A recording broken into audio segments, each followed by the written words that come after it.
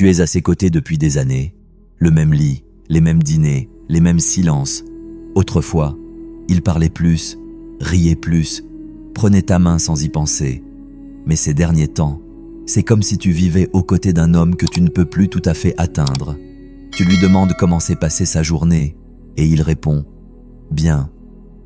Tu essaies de t'ouvrir, mais la conversation reste en surface, et une part de toi se demande « Où est passée notre proximité ?»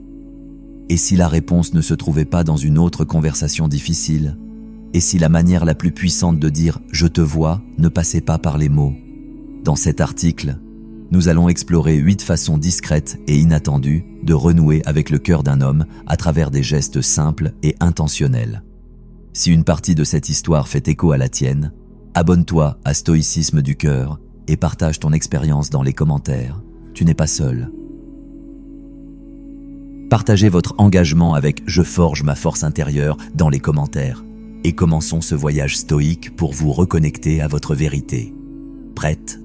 Allons-y. Partie 1. La zone de sécurité silencieuse. Certains hommes portent une tension discrète dans leur corps. On le voit dans leur posture, dans leur façon de traverser une pièce, comme s'ils étaient toujours sur leur garde. Peut-être est-ce le stress du travail, la pression d'être fort pour les autres, ou simplement des années à tout contenir sans trop se dévoiler. Quelle qu'en soit la raison, cette tension se loge souvent dans des endroits qu'on ne pense pas à toucher. La nuque en est un. Ce n'est pas un geste bruyant, ni évident, mais cet espace entre ses épaules et la base de ses cheveux est chargé de sens. Juste sous la surface, c'est un lieu où le stress s'installe discrètement. La plupart des hommes ne réalisent pas à quel point c'est tendu jusqu'à ce que quelqu'un le touche, doucement, sans demander, sans attente. C'est un endroit qu'on ne touche pas sans amour, un amour vrai, familier, qui n'a pas besoin de mots. Imagine ceci, il est à la cuisine, coupant des oignons ou remuant quelque chose sur le feu. Peut-être que son esprit est ailleurs, ou que la journée a été longue. Tu t'approches sans un mot, et tu poses délicatement tes doigts à la base de sa nuque. Peut-être que ton pouce effleure sa peau. Ce n'est pas un grand geste, mais à cet instant, il s'arrête, juste une seconde, comme si le monde faisait une pause assez longue pour qu'il puisse expirer. Il ne dira peut-être rien, continuera à cuisiner, hochera la tête ou se tendra brièvement par réflexe. Mais tu viens de lui rappeler quelque chose que son corps avait presque oublié, qu'il n'est pas seul, que quelqu'un voit le poids qu'il porte, même s'il n'en parle pas. Pense maintenant au creux de son dos, un autre endroit souvent ignoré. C'est subtil, discret, mais profondément intime. Quand tu poses ta main là, en passant près de lui dans le couloir, en le guidant dans un restaurant bondé ou simplement en étant proche, cela envoie un message doux mais ancré. Je suis là, je te soutiens, tu n'as pas à tout porter tout le temps. Il y a une sorte de magie dans ce type de contact. Pas tape à l'œil, pas séducteur, juste sécurisant. Et la vérité, c'est que la plupart des hommes ne savent pas à quel point ils en ont besoin jusqu'à ce que cela arrive. Ils ne l'exprimeront peut-être pas, incapables d'expliquer pourquoi cela apaise autant, mais leur corps s'en souvient. Leur système nerveux garde en mémoire ce moment dans la cuisine où il s'est figé une seconde après que tu as touché son dos. Ce n'était pas juste de la détente. C'était un homme habitué à se tenir droit, qui s'est enfin autorisé à s'appuyer un peu sur toi. Toucher sa nuque ou le creux de son dos ne résoudra pas tout, mais cela peut adoucir quelque chose. Cela peut lui rappeler qu'il n'a pas à rester enfermé dans le silence, que quelqu'un est là, quelqu'un qui remarque. Et le plus beau, c'est que tu n'as pas besoin de permission, ni d'attendre le moment parfait ou les mots justes. Tu peux tendre la main dans les instants les plus ordinaires, et cela aura plus de sens que tu ne le penses. Car parfois, les contacts les plus discrets sont ceux qui parlent le plus fort. Tu n'es pas seul, je suis là, et tu n'as plus à tout porter tout seul. Partie 2. Là où la force rencontre la vulnérabilité. Il y a une étrange tension dans la manière dont les hommes sont éduqués. Être fort, stable, celui sur qui tout le monde s'appuie. Et la plupart du temps, ils y parviennent. Ils portent bien ce poids, cette responsabilité, ce silence. Mais sous toute cette force, Il y a souvent un désir discret, être soutenu, pas seulement physiquement, mais émotionnellement, ne pas toujours être l'encre. Parfois, ils ont besoin de savoir qu'ils peuvent s'appuyer aussi. Et ton contact, surtout à certains endroits, peut exprimer cette permission plus clairement que n'importe quel mot. Son torse est l'un de ces endroits. Large, solide, protecteur. C'est la partie de lui qui porte le poids du monde. Mais c'est aussi là que bat son cœur, que s'élève sa respiration, là où vivent ses vulnérabilités. Quand tu poses ta main sur son torse, que ce soit au lit un matin calme ou en vous tenant côte à côte après une longue journée, tu ne touches pas seulement des muscles ou de la peau, tu dis sans mots « Je vois ta force et je sais qu'elle n'est pas toujours facile à porter. » Parfois, un homme n'a pas besoin qu'on lui dise qu'il fait du bon travail. Il a besoin de sentir que quelqu'un s'arrête assez longtemps pour reconnaître ce qu'il garde à l'intérieur. La clavicule, juste sous la surface, offre une ouverture silencieuse. Quand tu la traces doucement du bout des doigts ou que tu l'embrasses sans hâte, c'est presque révérencieux, comme si tu disais « Je connais aussi cette partie de toi, les parties calmes, fatiguées, humaines. » Et puis, il y a ses mains. Les hommes agissent avec leurs mains. Ils construisent, réparent, protègent, portent. Les mains, c'est l'action, le but, le contrôle. Mais quand tu prends sa main dans la tienne, pas pour aller quelque part, pas par réflexe, mais avec une intention douce, tu lui demandes de s'arrêter, d'être immobile, de laisser quelqu'un d'autre porter le poids un instant. J'ai entendu une femme, Anne, parler de son mari, Étienne. Ils étaient mariés depuis 38 ans. La dernière fois qu'elle a tenu sa main, c'était dans une chambre d'hôpital. Les machines étaient silencieuses, l'air était lourd et il ne restait plus grand-chose à dire. Mais elle m'a raconté que, dans ces dernières heures, ses doigts s'enroulaient encore autour des siens. Pas fort, juste assez pour lui rappeler qu'il savait qu'elle était là. Et d'une certaine manière, sa main dans la sienne disait tout ce qu'il n'avait pas besoin d'exprimer. À travers ses larmes, elle m'a dit qu'à ce moment-là, alors que sa force s'effaçait et que sa main à elle restait ferme, elle a compris quelque chose de nouveau. Toutes ces années, elle pensait s'appuyer sur lui, mais à la fin, il s'était appuyé sur elle aussi. Il ne l'avait simplement jamais demandé à voix haute. Tant de choses dans l'intimité restent non dites. On pense qu'il faut des conversations profondes, des déclarations grandioses. Mais parfois, c'est dans la manière douce dont tu prends sa main sur le canapé, ou dont tu glisses tes doigts dans les siens pendant une promenade. Pas parce que c'est attendu, mais parce que tu veux lui rappeler qu'il n'a pas toujours à guider, toucher son torse, sa clavicule. Ses mains peuvent sembler simples, mais dans ces moments calmes, tu ne te connectes pas seulement à son corps. Tu touches la partie de lui qui a rarement le droit de se reposer. Tu offres quelque chose que beaucoup d'hommes ne savent même pas demander. Un endroit pour être humain, pour arrêter d'essayer, pour simplement être et être soutenu.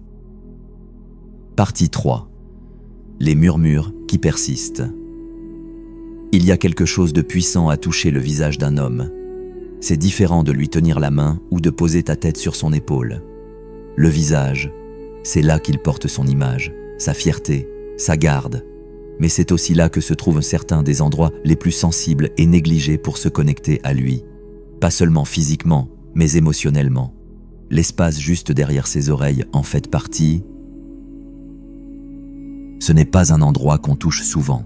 Et peut-être est-ce pour cela qu'il compte. C'est proche de son visage, de ses pensées, et c'est profondément personnel. Un léger effleurement de tes doigts, un baiser doux dans un moment calme, ou même un murmure. Ces gestes restent avec lui longtemps après, car cette partie de lui, bien que petite et subtile, n'est pas protégée par l'ego ou l'habitude. Il ne s'y attend pas, et quand quelque chose d'inattendu semble sûr, cela crée un souvenir, un moment où le monde cesse d'être tranchant pour devenir chaleureux. Puis il y a sa mâchoire, ou les contours de sa barbe s'il l'emportune. C'est l'une des caractéristiques les plus masculines de son corps, forte, définie, peut-être rugueuse au toucher, mais quand ta main s'attarde là, sans hâte, sans ostentation, cela envoie un message profond et discret. Cela dit « Je t'admire, je vois l'homme que tu es, et je veux toujours être proche ». Ce type de contact désarme même les hommes les plus distants émotionnellement, car lorsque tu touches son visage, tu ne demandes rien, Tu n'exiges pas, tu offres une présence, tu montres une affection sans condition. J'ai connu une femme, Claire, qui a aimé pendant 3 ans un homme qui se laissait à peine approcher. Il n'était ni cruel ni froid, juste fermé. Le genre d'homme qui gardait son passé sous clé et ne laissait passer que des bribes de lui dans de rares moments. Elle m'a dit qu'il ne souriait jamais sur les photos, ne riait jamais à voix haute. Mais un soir, dans le calme de leur maison, elle a tendu la main et a doucement passé ses doigts le long de sa mâchoire pendant qu'il racontait une histoire. Un geste lent, presque distrait, rien de dramatique. Il s'est arrêté, l'a regardé et a souri. Un sourire franc, réel, qu'elle n'avait jamais vu auparavant. Elle a dit que c'était comme si quelque chose fondait, comme si un mur s'effondrait, même brièvement. Après cela, il a commencé à s'ouvrir, peu à peu. Ce moment n'a pas tout résolu, mais il a ouvert une porte. C'est la puissance d'une intimité qui n'est pas séduction. C'est le genre d'intimité qui reste. Quand tu touches derrière son oreille ou le long de sa mâchoire, tu lui rappelles qu'il n'a pas toujours à performer. Il peut simplement être. Tu ne réponds pas à l'image qu'il projette au monde, mais à qui il est quand le monde devient silencieux. Et peut-être est-ce ce que la plupart des hommes désirent sans oser le dire. Une proximité qui ne demande rien, qui ne juge pas, qui voit la douceur derrière le bouclier. La prochaine fois que tu es à ses côtés, ne cherche pas les mots parfaits. Tends la main vers son visage, trace la ligne de sa barbe, laisse tes doigts s'attarder près de son oreille et observe ce qui se passe dans le silence qui suit. Tu pourrais découvrir qu'il attendait ce genre de proximité depuis toujours. Partie 4. Les endroits qu'on néglige. Certains des endroits les plus intimes à toucher ne sont pas ceux auxquels on pense immédiatement. Ils ne sont pas ostentatoires, pas faits pour être montrés, mais ils portent une vulnérabilité profonde qui ne se révèle que lorsque quelqu'un se sent totalement en sécurité avec toi. L'intérieur de ses cuisses en est un, pas parce que c'est sensuel, mais parce que c'est souvent négligé, sauf dans des moments déjà physiques. Mais quand tu le touches là, doucement, avec intention et sans agenda, c'est autre chose. Ce n'est pas une question d'excitation, mais de conscience. Tu dis, je connais aussi cette partie de toi, et je n'ai pas peur d'être proche, même dans le silence. La peau là-bas est sensible, l'espace est intime.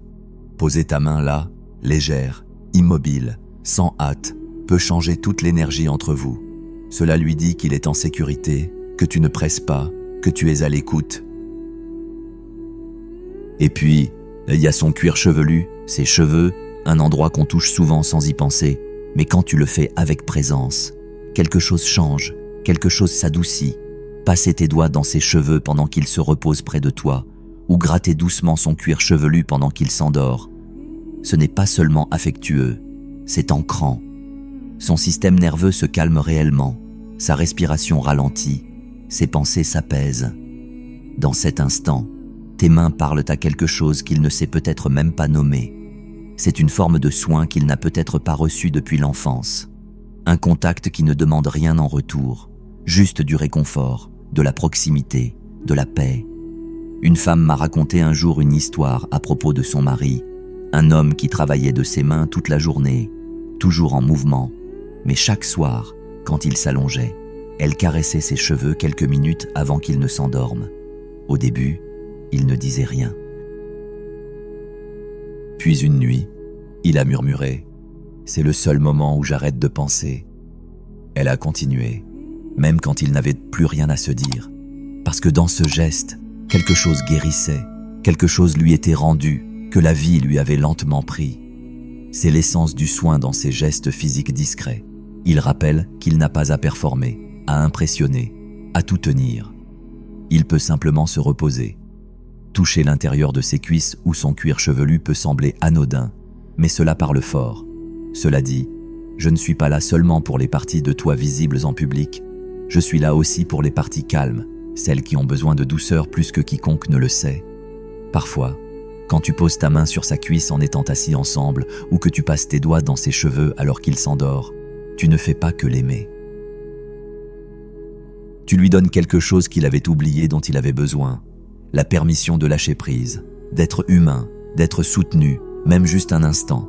Et dans cet instant, tu n'es pas seulement sa partenaire, tu es sa paix. Si le contact est si puissant, pourquoi tant de couples en ont-ils encore peur? Pourquoi certains hommes tressaillent-ils quand tu prends leurs mains ou se retirent-ils quand tu caresses leur visage avec amour? Ce n'est pas toujours un rejet.